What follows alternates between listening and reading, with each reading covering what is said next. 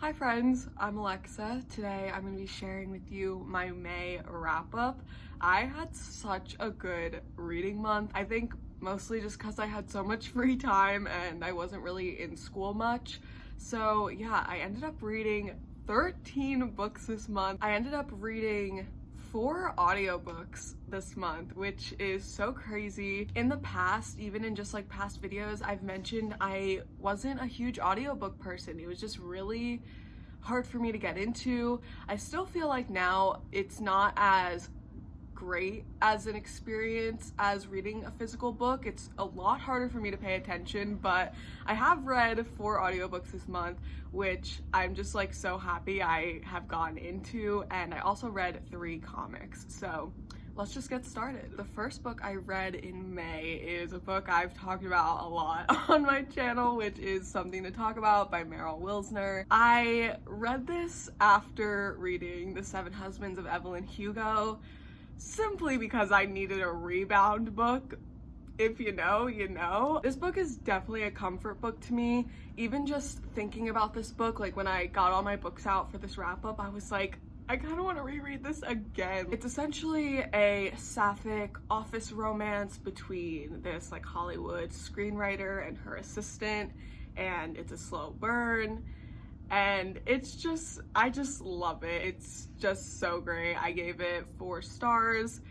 Big fan, love her. I also follow this author on Twitter, and they talk a lot about this book and their experience as an author. And I just really want to urge people to read this because I really do think it deserves more recognition as a sapphic book. And I know it is a slow burn, so that might not be everyone's cup of tea, but if you are into that, I definitely suggest this one. I really like this book. The next book I read was Sharp Objects by Gillian Flynn. I read this on audio, and I have mixed feelings about this book. Essentially, this book is about this woman. She's a reporter, and she like lives in Chicago, and then she goes back to her small town because her boss assigns her to go cover these like murders that are happening in her small town because 2 little girls have been murdered. So essentially it's just following her going back to her small town that she's really not a fan of and trying to like almost solve this case and just like talk to all the people in her town, see what's up. She's dealing with her really toxic family. I did like this book. I found it really entertaining, but it definitely wasn't my favorite. I just have really mixed feelings about this. I feel like it was super engaging and I really liked the plot idea, but I did find it really predictable. I also feel like the whole topic of self-harm in this book was a little not cute. I just don't know if I see any point. It just seemed kind of glamorized and romanticized. Kind of wasn't into that. And I actually did watch the show after this, and the show was pretty disappointing. Honestly, it was pretty disappointing. The ending sucked. The ending of the book was way better than the show. But yeah, it was alright. It definitely wasn't my favorite. I definitely like Gone Girl better than this. I gave it 3.5 stars, so yeah, that's Sharp Objects. The next book I read was Radio Silence by Alice Oseman. I was really excited to read this book because it was really hyped up, and Kat from Paperback Dreams here on YouTube talks about how this is her favorite book, and I was just really excited to read an Alice Oseman book. While I found this entertaining and this was such a quick read, like even though it's like pretty big, it was a really quick read, has like pretty big font, and I think it's technically a YA. I just didn't really connect. I didn't really connect with this as much as I wanted to. I really thought I would connect a lot with this book, especially because I essentially knew that the plot was like about like a podcaster and about like these high school students who are going into college and are kind of struggling with deciding what they want to do in life. So that part I thought I would really be into, but I feel like that sort of topic wasn't talked about as much as I wish it was, and was really only centered towards the end of the book.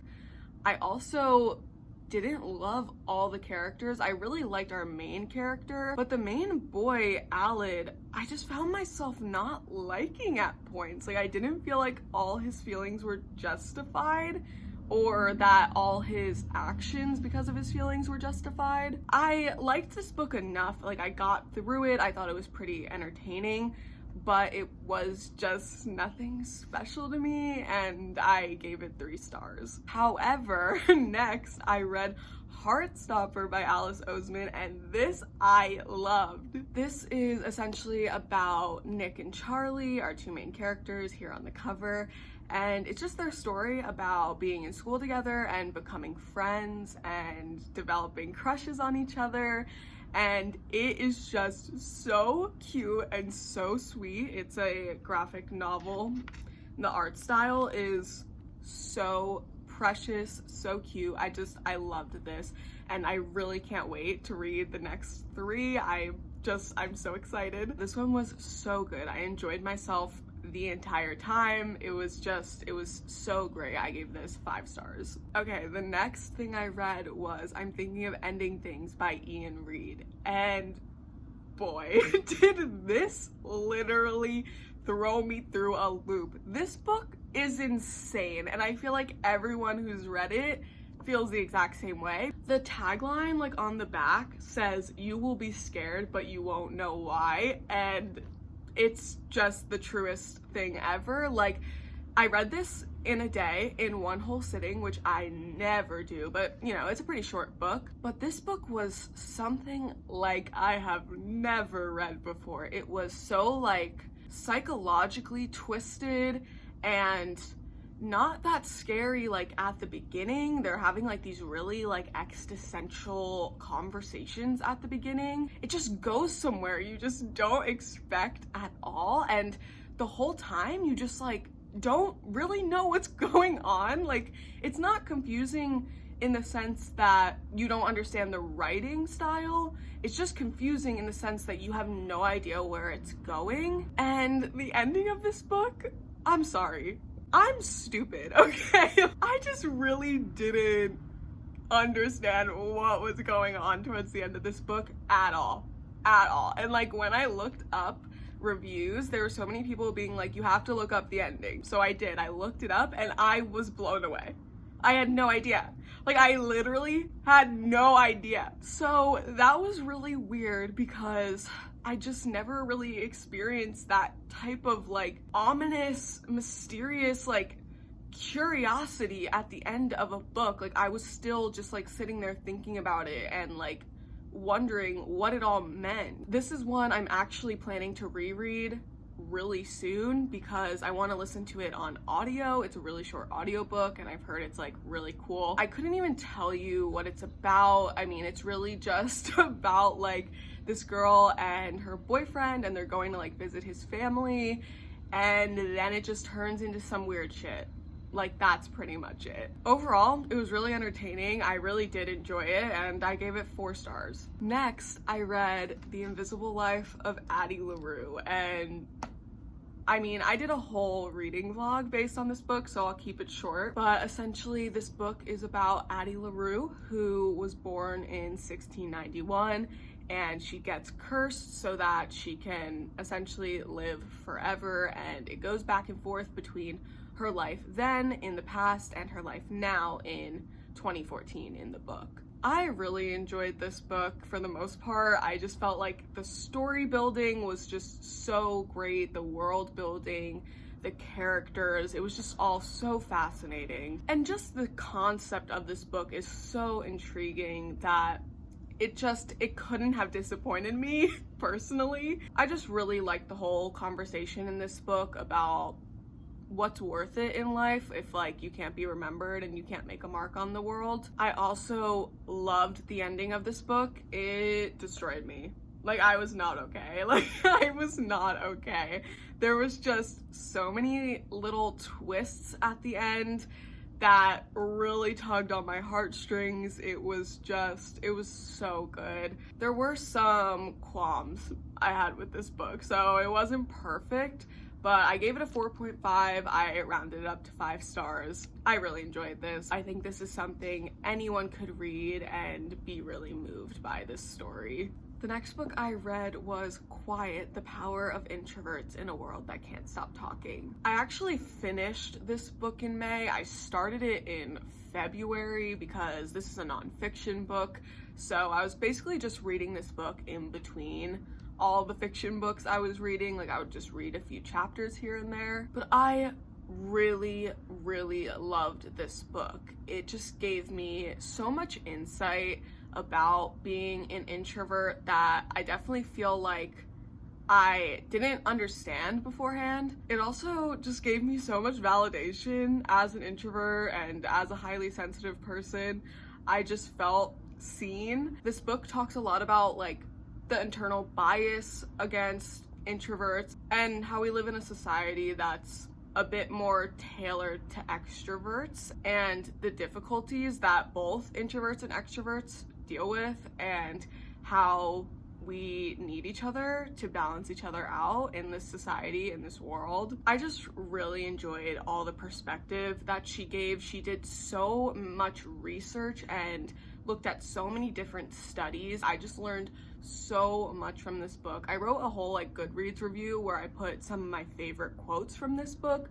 So I recommend checking that out if you're interested in reading this, because I put like some of my favorite quotes that I think really resemble the best of this book. This was just such a worthwhile read. I just loved every second of it. I just feel like I learned so much. It made me feel really good, and I feel like a big part of this book was the conversation of if you should kind of hide that you're an introvert, how you present yourself to others. And I feel like this gave me a lot of confidence to not want to hide who I really am around other people who are more extroverted. Like I just can be introverted and it's okay. Like I don't need to change who I am all the time. I don't need to mask this part of myself constantly. So this one was just so good. I really loved it. I gave it 5 stars.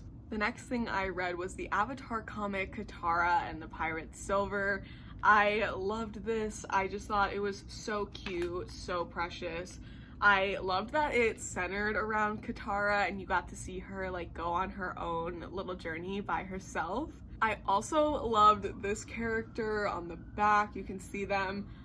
They're perfect, they're a pirate, and I love them. So yeah, this one was just an easy 5 out of 5. I loved this one. It was so good. The next book I read was You by Caroline Kepnes. This was another audiobook that I read. I was really excited to read this book because I have seen You. I've seen season 1, I've seen season 2. I really liked the show. And this book did not disappoint. The narrator sounded exactly like Penn Badgley. It wasn't him, but it sounded exactly like him, so it really helped with like the creepiness of Joe that I was already used to. And essentially, if you don't know what You is about, it's about this guy, Joe Goldberg. He's our narrator and he's a stalker and he's just stalking this girl who he's in love with, and eventually they end up dating and it's just like super creepy. But what's really interesting about this book is him as a narrator is, for some weird fucking reason, super entertaining. And it's also interesting to see like how much he doesn't see the wrong in himself. Like he doesn't see it at all. So like you're just the observer. I will say, watching the show before this, I feel like was really difficult because I was comparing them the whole time because they were super similar but just had like little tiny things that were different. And I feel like that's kind of what ultimately made me bump it down to a 4-star. I feel like I did like the show better. I feel like in the show you obviously got more perspectives. Like in the show, Beck, who's the girl he's stalking, is just so much more likable and so much more like human because you're actually seeing her be herself. But in this book, you're like just looking at her from his perspective and she just seems like unlikable and annoying. I did generally like this book. It was super compelling and riveting and there was just a lot to like about it, but also there was some stuff I wasn't into. I didn't love parts of the plot. I didn't find it as linear as the TV show, if that makes sense. It definitely had flaws, so I gave it 4 stars. The next book I read was House of Hollow by Crystal Sutherland. I loved this book. I went into this not really thinking I would like it that much. I actually had it on my nightstand for so long and didn't pick it up for a while. I was just pushing it off for so long, but eventually when I picked it up, I was so thankful because I really, really enjoyed this one. This book is essentially about these 3 sisters, the Hollow sisters, who went missing as children, and then a month later they showed up in the exact spot that they went missing. We're following Iris Hollow, who is the youngest sister, and this book basically starts off with the conflict that their oldest sister, Gray, has gone missing again. What I loved so much about this book was that, first of all, it was really fast-paced. I felt like every chapter had a meaning and was taking me somewhere. It's a really short book too, so I feel like that's necessary. I found all these characters so likable, and the plot was so mysterious and intriguing. This is a YA horror, I believe it's marketed as,